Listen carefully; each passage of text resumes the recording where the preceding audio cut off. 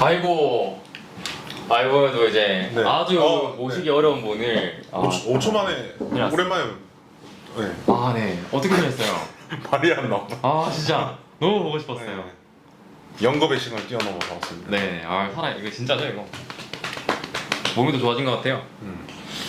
안녕하세요. 이제 언더워트의 김영우 대표님을 모시고 이제 여름방학이죠 이제. 네. 종강을 했어요. 대학원도 총각. 대학원 종강이죠. 대종. 저도 이제 그 늦가기는 아니고요. 이제 또 저가 또 이제 석사를 따고 있습니다 이제. 가방끈이 짧아요. 하지만 그 말은 이제 박사 한 3개 있는 것처럼 말하는 자신감은 한 박사 3개 있다. 기세가 중요하죠. 네, 저 기세 누르잖아요. 아무튼 네. 그래가지고 그 여름 방학 맞이 자기 개발, 여름 자기 개발에 대해서 이 이제 무더운 날씨에 그 서핑할 생각만 하지 마시고 네. 뭐 자기 개발을 어떻게 하면 좋을까에 대해서 언더워트 김현우 대표님과 그 요새 좀 드는 생각이 네. 저는 지금의 세대들이 성장을 하는 것에 대해서 좀 방점이 있나? 관심이 있나? 전 좀 많이 지쳐있는 청년들의 모습을 좀 많이 보는 것 같습니다. 그러니까 자기 개발에 대한 그 산업 규모도 그렇고 자기 개발에 대한 의지 이런 것들이 과연 얼만큼 통용되는 사회일까? 네. 보통 우리 방학 때 되면 뭐 어학연수도 뭐 많이 가겠고 뭐 편입 준비하는 학생들도 있겠고 뭐 아르바이트 하는 분들도 되게 많고 네. 하지만은 그냥 쉰다. 우리 전에 한번 말씀드렸던 그냥 쉰다. 네, 그냥 쉬는 인구가 굉장히 늘어나고 있습니다. 꿈이 없어요. 네.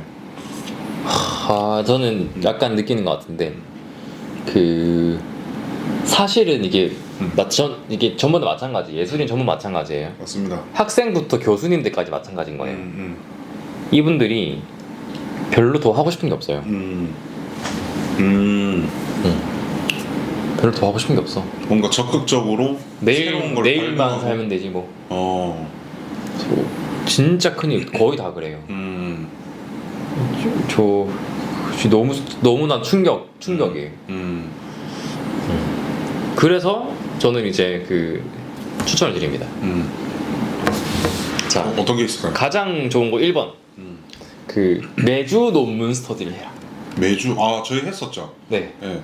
저는 그거를 하기 전이랑 후가 삶이 달라졌어요. 저도 많은 변화들이 있었습니다. 일단은 텍스트를 읽는 것에서의 어떤 물론 책을 좋아했습니다. 평소에도 책을 뭐 많이까지 다독가는 아니지만은 그래도 뭐 일주일에 한 권 정도 평균 읽는다고 했을 때 많이 읽는데요? 네. 뭐 300페이지 금방 읽습니다. 진짜. 그러니까 다 읽는 게 아니고 맥락만 쓱 보고 그러니까 그 소설도 뭐 비문하고 상관없이 그 포인트만 잡아서 넘기면 되는 거예요. 역시 언더워트의 대표. 뭐 저 정도까지는 아니더라도 뭐 분기별로 뭐 2-3권 정도 이제 본다고 하더라도 그게 보다 보면은 친숙해지고 쉬워질 수밖에 없어요. 우리 뭐 운동도 마찬가지다시피 맞아요. 근육, 예. 머리 근육. 예, 뇌 운동도 똑같은 원리입니다. 이제 그러다 보면은 내가 볼 수 있는 어떤 지각이라든지 뭐 판단력 뭐 이거는 과학에서 이미 다 검증된 뭐 팩트라서 네. 이제 그러다 보면은 당연히 이제 직장 생활을 가시더라도 혹은 그 가기 전이더라도 누군가 설득하고 내 의견을 이제 피력할 때 굉장히 많이 도움되는 거죠. 그 긴장할 게 없는 거예요. 그냥 내 평소 스탠스가 이렇게 갖춰져 있기 때문에 그냥 술술술술 자연스럽게 나오는 거죠. 네. 맞아. 여유가 있는 거죠. 저 그때 논문 스터디를 작가님이랑 같이 했었는데 그때 논문을 제가 셀렉했어요. 그 예술 분야 상위 인용 논문 중에 그 구미가 당기고 좀 이슈가 섞여 있는 것들로 골라서 했었는데 생각보다 그 논문들도 재밌는 논문 사람들이 많이 읽어요. 맞아요. 재밌어야 이게 효용 있고 재미까지 있어야 사람들이 읽어요. 그렇죠. 하고. 네, 맞죠. 시대 정신 네네. 반영이 무조건 돼야 되는 거죠. 이게 뭐 어떻게 보면은 베스트셀러 책을 읽는 거랑 저는 거의 좀 비슷한 느낌이다 라고 생각을 하고, 그리고 그것을 이제 읽기 시작하면은 사람들의 보편적 생각이 얼마만큼 와 있냐에 대한 감이 와요. 맞아요. 연구자들이 이 정규분포상에서 가장 많은 문제들을 우리가 연구를 할 거거든요. 그 정규분포가 이기고 있으면 가장 많은 사람이 선택한 이 아젠다, 이거를 우리가 이제 알 수 있는 사람이 되는 거다 라고 생각을 하고, 저는 운이 되게 좋았던 게 그때 그 논문 스터디를 할 때 그 선생님들이 되게 많았어요. 아 맞죠. 맞아요. 선생님들이 4분 정도 네. 있어가지고 전 사실 책 읽는 것도 안 좋아하고 논문 읽는 것도 별로 안 좋아해요. 사실 읽는 걸 안 좋아해. 근데 그 사람들이 이제 공부를 많이 해서 나한테 해석을 막 해주는 거예요. 그 선생님 4분이 있어가지고 선생님 4분이 어디 지금 이제 듣는 거죠? 네네, 저도 저 아이들 골라왔지만 나는 몰라. 아 확실히 달라. 근데 막 하나씩 싹싹 알려주는데 대한민국 교육기가 참 밝다. 임용고시 어렵구나. 맞아. 임용 어려워요. 쉬우면 안 됩니다. 그 교사가 되는 것은 상당한 수련이 필요한 일이다. 네 맞아요. 네. 교사는 사자가 맞다. 전문직이 맞다. 아, 나 순간 사기꾼 아니요, 잘못 들었는데. 이거는 사자입니다. 교사는 전문직이다. 전문직이다. 4명의 교사가 모이면은 하나의 학교가 태어난다. 맞아. 학교였으면 되고. 네. 이 무지랭이들을 네. 이 정도 똑똑하게 만들 수 있는 건 그 사인 네. 교사들이 있었다. 재밌는 거는 그때 모임의 탈출률이 0이었어요. 아 맞아요. 출석률이 꽤 좋았어요. 네. 사람들이 그러니까 진짜 질이 좋은 모임이니까 탈출을 안 해. 사실은 나도 이제 돈이 되는 거 아니었지만 오면은 너무 피가 되고 살이 되고 내가 지성으로서의 한 단계 위로 갈 수 있는 걸 알고 있으니까 그냥 오는 거야. 맞아. 뭐라도 듣고 가. 여튼 그런 경험이 상당히 저는 너무 좋았고요. 그리고 저는 이번 학기에는 그걸 새벽에 했어요. 새벽 5시. 월요일 새벽 5시마다 이제 같이 수업 듣는 친구랑 같이 일주일 동안 읽은 논문에 대해서 15분씩 말을 하는 거였어요. 내가 15분 동안 읽은 그 일주일 동안 읽은 논문들의 리스트를 단서로 쫙 보내요. 내가 전부 싹 훑어주는 거야. 이제는 저는 논문을 읽을 줄 아는 사람이 됐으니까 이 논문에서 나오고 있는 인사이트를 난 설명할 수 있는 사람이 됐어. 근데 이게 재밌는 게 그 내 입으로 말을 하는 거랑 듣는 건 달라요. 그러니까 이게 말하는 게 그게 가장 좋아. 누군가에게 이거를 정보를 알려줄 때 비로소 나의 지식이 돼요. 그래가지고 이거를 요즘도 이제 뭐 학생들이 나와가지고 이제 자기 분야 과목별로 이제 발표하는 수업 많이 한다고 해요. 그래서 이걸 저는 한 학기 동안 이제 그 친구랑 같이 이제 그 논문을 서로 읽어주는 걸 했는데 15분 말하고 15분 말하는데 좀 짧아요. 시간이 짧은데 그만큼 축약해서 정말 이 사람이 시간 너무 소중하잖아요. 5시 일어나가지고 그렇죠. 5시 일어나가지고 서로 이제 일과 지장 안 주려고 이제 말하는 건데 저는 그게 너무 소중했어. 이게 사실은 한 학기 수업 들은 것보다 그 친구랑 일주일에 한 번 나눴던 30분의 대화가 너무나 값진 시간이었거든요. 그래서 이제 일주일에 한 번도 되게 적절한 시기예요. 부담스럽지 않거든요. 근데 집약적으로 엄청 빵 올라와요. 싹 올라가고 싹 올라가고 이게 너무 이게 점점 더 그 친구랑 서로 같이 느낄 건데 매주 지날수록 우리가 말하는 퀄리티가 높아져요. 그 어떤 교수님도 자기가 읽은 논문에 대해서 해주는 교수님이 없을 거거든요. 근데 그게 사실은 저는 하나의 수업이었다라고 생각을 합니다. 이거는 이제 정말 이거는 그 대학원 다니는 거만큼의 효과가 있다. 대학원 하나 수업 듣는 거 정도? 수업 2개 듣는 거 정도? 그러니까 한 500만 원 정도? 값어치를 하는. 네, 500 정도 값어치가 있으니까 그 친구분 한 명 잡아가지고 일주일에 30분만 한번 해보세요. 강추합니다. 친구 없습니다. 뭐 저랑 하시죠. 셋이서 할까요 그럼? 네. 그래서 지금의 시대가 우리가 성장을 이야기하기에는 그 이유를 좀 많이 생각을 해봤습니다 최근에. 근데 이게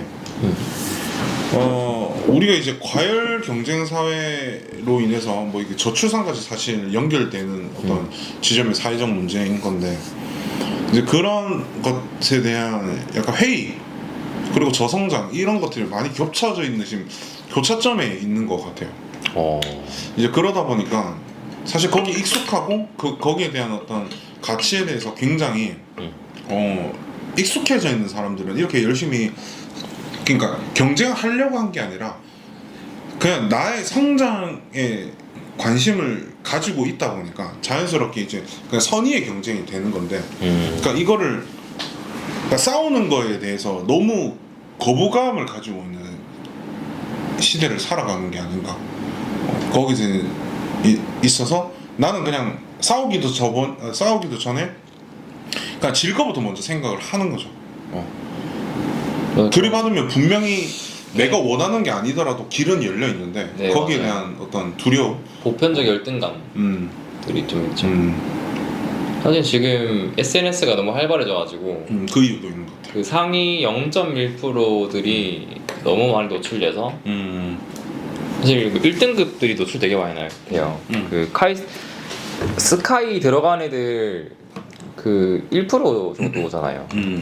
근데 그런 애들 99%는 사실 스카이가 아니야. 그렇죠. 예. 근데 요즘에는 뭐 이게 그 정도의 지식과 능력치가 있는 게 당연한 것처럼 보이는데 그런데 그게 아니란 말이죠. 99% 1과 99의 그 갭을 좀 알아야 되는데 사실 1등이 안 될 거면은 안 할 거야. 약간 이런 것들 있잖아요. 좀 바보 같은 것 같아. 이게 사실은 솔직하게 말씀드리면은 1등 할 수 없어요. 그 1등이라는 그 존재 자체가 정말 존재하는 걸까? 난 약간 허상이 아닌가. 1등 있죠 당연히. 1등 있는데 걔는 그러니까 있는 애고 숫자는 있죠. 그 어떤 타이틀적인 거는 뭐 정교든 뭐 전국이든 sab차적인 어떤 뭐 그런 거는 있을 수는 있긴 한데 그 과연 그 꼭대기에 있는다는 게 무엇인가? 그 누구도 올라갈 수 없는. 못 가요. 네. 그러니까 우리는 못 가요. 못 가는 거 인정해야 돼. 이 ITL 안에서 1등이잖아. 물론 혼자지만. ITL. 저는 온도버트에서 1등입니다. 네, 저 혼자 운영을 하니까. 이제 그런 거죠. 이제. 이게 네. 이렇게 하여튼 이게 호경영처럼 되시는 거예요?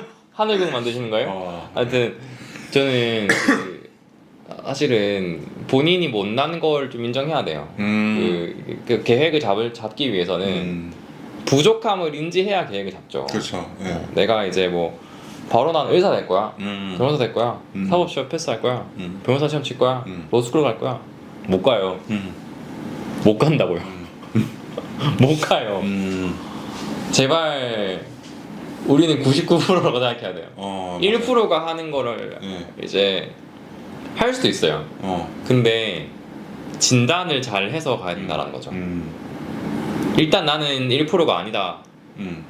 그래, 이거 인정하고 그러면은 내가 먼저 50%가 되는 게 목표가 돼야겠죠. 근데 50% 해봤어. 그럼 55%로 해요. 55%까지 만약에 내가 목표를 50%까지 잡아도 도달하는 게 빠르잖아요. 그럼 나는 55% 갈 수 있는 사람이에요. 앞으로 계속 이제 내가 그 작은 성취들을 이어나가면은 결국에 1에 가까워져요. 근데 이제 한없이 1에 가까워지는 게 중요한 거지 당장 내가 1이 될지 안 될지 몰라요. 이거 내가 만약에 무게를 들어요. 그 운동을 하는데 내가 당장 100kg가 안 들려. 어떻게 내가 운동을 처음 하는데 100kg를 들 거예요. 10kg를 먼저 들어봐. 그럼 15kg를 들어요. 그럼 18kg를 들어. 21kg를 들어. 24kg를 들어. 그렇게 늘려가는 거예요. 그러니까 바로 100이 들어보고 포기하지 말고 이게 100으로 가까워지는 게 중요한 거지. 내가 지금 당장 100은 못 들었다고 해서 포기하지 말라고. 우리는 1등이 아니야. 우리는 1%가 아니에요. 바로 100kg를 들 수 있는 애는 정말 희귀한 아이예요.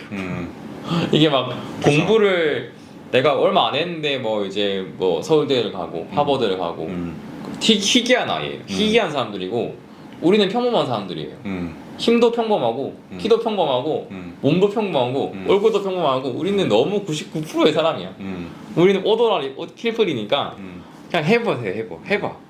그리고 그거까지 이제 내가 언제 멈출지 몰라요. 근데 내가 멈추는 게 나의 퍼센트예요. 그렇네. 0에서 멈추면 난 0이. 난 처음에서 멈췄으면은 측정도 안 된 거야. 근데 내가 그냥 10kg 들었는데 멈췄다? 그럼 난 10인 거예요. 그러니까 내가 언제 멈출지 내가 정한다. 그런데 가까워지고 있긴 해. 방향 가지고 그걸 멈추진 마세요. 그러면 결국에는 그 근처에 닿아요. 아니면은 누가 도와줘. 세상은 사실 이제 혼자인 것 같아도 이게 내가 일로 가고 있잖아요. 그러면은 이 관성이 옆에 있는 사람을 다 끌고 오는 거 알아요? 내가 강한 추진력을 가지고 있으면은 물에서 돌멩이 던지면 팍 퍼지잖아요. 이런 것처럼 내가 진짜 세게 달리고 있으면은 옆에서 딸려와요. 근데 그 사람들도 자기 의지가 아니야. 내가 가는 거 보니까 그냥 동달아 오는 거야 그냥.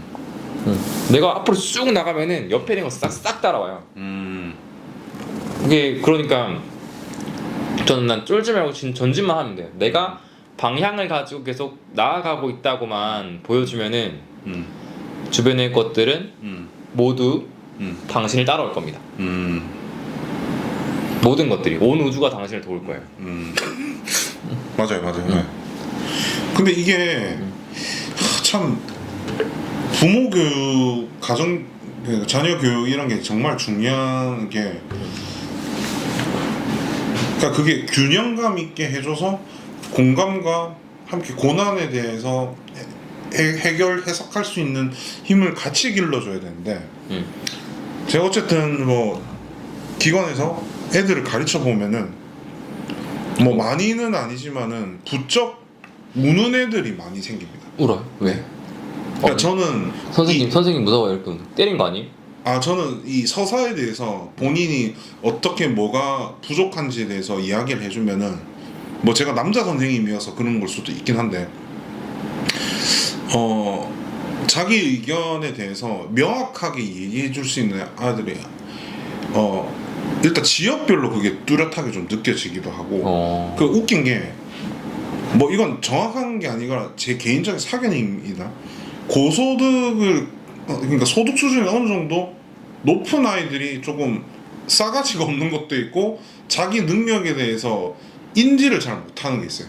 그러니까 자기가 어느 정도 할 수 있는 규모에 대해서 이야기를 이렇게 기획해서 만들어내는 그런 실습을 한다고 했을 때, 그러면 자기가 선생님한테 검사를 받는다면은 이거에 대해서 내가 그 답변을 좀 할 수도 있고, 이야기가 짧지만 완벽하게 그 꾸려줄 수 있는 것들 제가 어느 정도 가이드를 해줘야 되는데, 자기가 그냥 좋아하고 그냥 막연하게 할 수 있는 것들을 막 던져요. 그냥 저는 그거에 대해서 좀 제한을 많이 두거든요. 왜냐면 실습을 하는 어떤 시간들이 있고 그런 안에 룰이 있기 때문에, 이제 그런 규칙에 대해서 본인이 받아들여지는 이제 그런 것에서 좀 이해를 많이 못하는 애들이 너무 많아요. 그러다 보니까 그런 울분을 못 이기고, 내가 왜 지적을 받아야지? 난 지적받았던 애가 아닌데?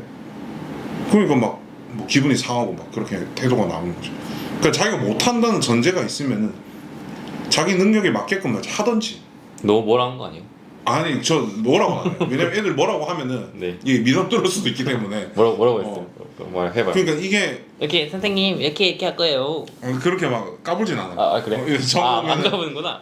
요즘에도 안 까불어요? 제가 그러니까 막 까불거나 그러진 않아요. 이렇게 선생님 이렇게 하고 싶습니다. 이거 결과를 정해놓고 이렇게 하는 게 아니고 그래가지고 이 종이에 이제 뭐 자기 이야기에 대해서 이제 적어 온다는 거죠. 가져오면은 제가 이제 보고 일단 문장 자체가 말이 안 되는 친구들이 많아요. 뭐 단순한 이런 뭐 문법 자체 이런 거보다, 그러니까 뭐 주인공이 어디 이제 갔는데 뭐 이거를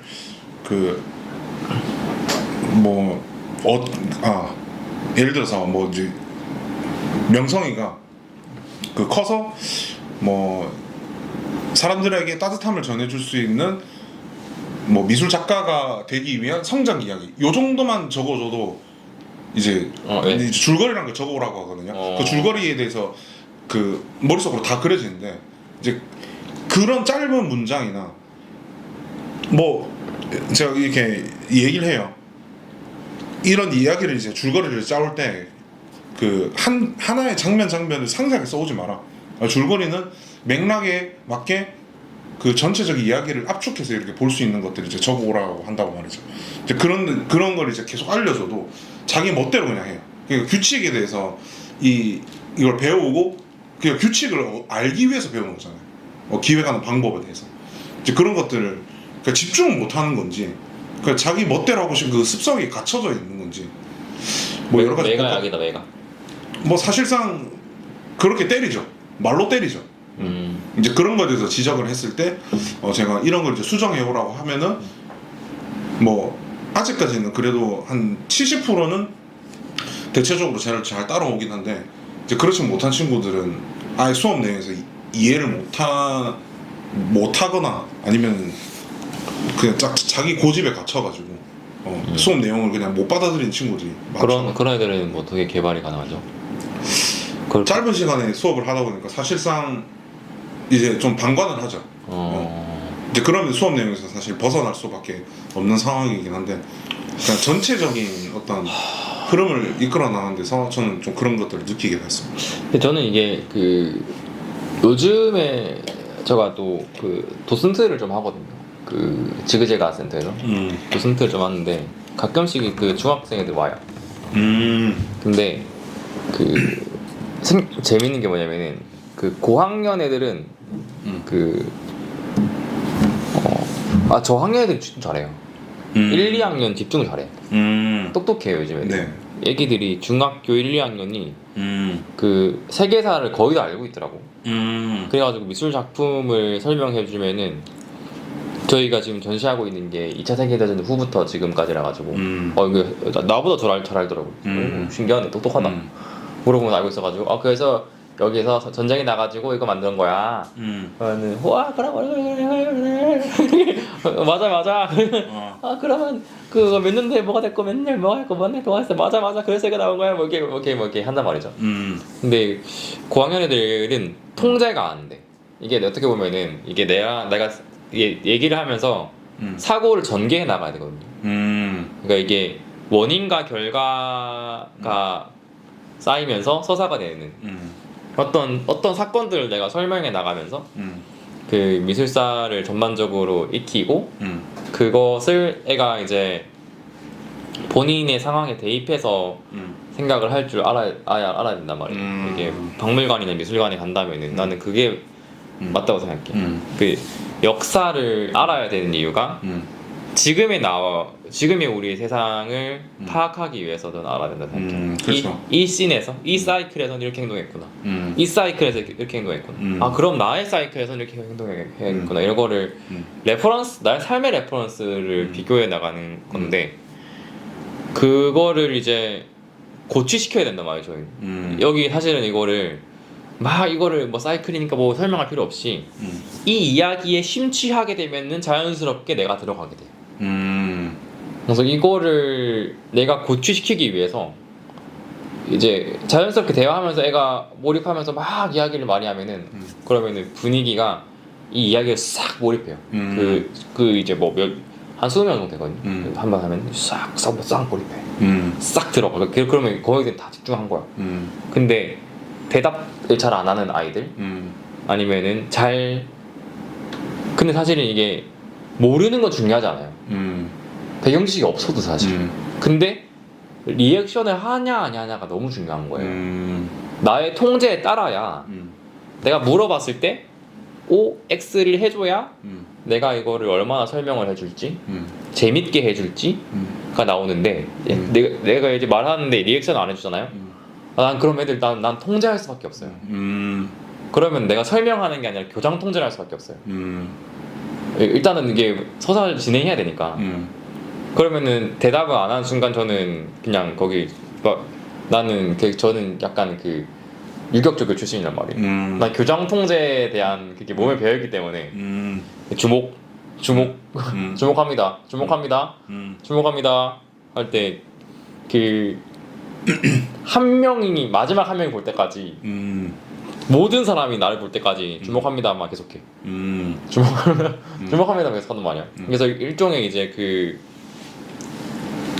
군중에서 나는 걔네들을 다룰 수밖에 없어. 군중에서 이게 뭔가 지휘자로서의 역할로 이거를 전개해 나갈 수밖에 없어요. 네, 필요하죠. 그거를 근데 나도 이게 그러면은 사실은 좀 신나지 않거든. 난 좀 웃기고 그러고 싶은데 근데 웃긴 것까지 가려면은 상당히 애들이 스마트해야 웃긴 것까지 나오고. 아, 그렇죠. 개그는 정말 똑똑해야 이해할 수 있는 거. 똑똑한 애들까지, 그러니까 나 소통이 되고 지능이 높으면은 웃긴 이야기까지 해줄 수 있어요. 근데 소통도 안 되고 지식이 없으면은 그냥 내가 말을 해줘야 돼. 이게 재밌을 수가 없어. 그러니까 서로가 이제 그 얼마만큼 아는지에 대한 그 간극에서 웃김이 나오거든요. 그렇죠. 근데 이게 뭐 애들 알고 있는 걸 안 보여주고 안 보여주면은 내가 이 사람 웃길 수가 없어. 이 사람이 뭘 알고 있는지 몰라서 난 웃길 수 없어. 그냥 넘어질 수도 없고. 여튼 그런. 그래서 저는 이거를 그 사람들 저는 개선하기 위해서는 교장 통제를 하면서 그 배경을 되게 정직하게 알려주려고 해요. 이거를 보는 순서, 여기서 전개하는 순서, 그런 것들을 적고 또 제약을 많이 줘. 어디까지 적어? 어디까지 적고 적으면 바로 말해라. 적으면 손 들어라. 다 손 들었군. 자, 그러면 너 말해라. 내려. 너 말해. 내려. 약간 이런 식으로 이제 한 명씩 이제 그 어떻게 보면은 리액션이 좋았던 애들이 하던 행동으로 하게끔 그거를 통제해요. 적고 근데 대신에 이제 내가 단계를 나눠줘. 조용히 해. 들어. 써. 너 발표해. 자, 다음 조용히 해. 따라와. 뭐 그렇게 이제 하나씩 한 단계씩 알려주는 거. 근데 그러면 난 좀 힘들어. 신나진 않고. 애들도 즐거워하잖아. 네. 쉽지 않습니다. 네. 교육법이 뭐 있다곤 하는데 네. 이게 시대마다 좀 다르기도 하고. 그러니까 기본적인 제가 파악한 바로는 권위자에 대한 어떤 그 깔보미 밑바탕이 있어요. 그 사상이 집안에서 저는 비롯됐다라고 파악할 수밖에 없고 학교에서는 절대 그걸 가르치지 않거든요. 예, 무서움을 알아야 돼요. 그러니까 무섭다니 뭐 무서워 이런 게 아니라 무서워. 이 사람이 그러니까 내가 대화라는 걸 하고 소통이라는 걸 하려면은 그 내가 모름에 대한 어떤 인지 그리고 알고 싶어야 될 호기심 이런 것들이 사실 그런 친구 간에도 뭐 그런 게 다 존재를 하는 거죠. 이제 그런 권위자에 대한 그 어렸을 때부터 오냐오냐 하고 그리고 형제도 한 명밖에 없고 그러니까 이런 것들이 앞으로 계속해서 뭐 애들이 이제 아예 안 태어나니까 좀 덜 그럴 수도 있겠지만은 그러니까 한 명, 두 명 있는 가정에서 이게 올곧이 그런 것들을 배울 수 있을까? 저는 쉽지 않다고 봐요. 그건 이제 부모가 어떤 키를 가지고 있느냐에 따라 다른 거고 그렇다고 너무 가부장적으로 기를 필요는 없지만은 그 안에서의 어떤 균형감 있는 그런 게 필요하다. 저는 이게 아이들한테 시련을 주면서 키워야 된다 생각하거든요. 물론 저도 동감합니다. 이게 나는 막 부모가 해주는 것들은 이제 그 솔직히 그러면은 아이 팔다리를 마비시키는 일이라 생각합니다. 이게 뭐 어떻게 보면 그 훈육으로 넘어와 버렸는데 나는 이제 그 어렸을 때부터 해와라고 해야 돼. 해와 이렇게 음. 해소와 음. 해소와 음. 못하고 온네